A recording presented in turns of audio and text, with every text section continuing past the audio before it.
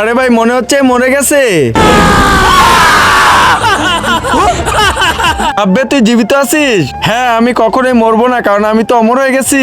তুই অমর হয়ে গেছিস? হ্যাঁ ওই দেখ, একটা সাধু বাবা তো আমার প্রাণ ওই টিয়া পাখির ভিতর দিয়ে দিছে। যতক্ষণ তো ওই টিয়া পাখি বেঁচে আছে আমার কিছুই হবে না। ভাই আমি অমর হব, 5,000 টাকা লাগবে, দিয়ে দিব। আচ্ছা চল। সাধু বাবা, যেইভাবে আমার প্রাণ এই টিয়া পাখির ভিতরে দিছো, সেইভাবে এর প্রাণও কিছুর ভিতরে দিয়ে দাও। 5,000 দে। হ্যাঁ এই নাও।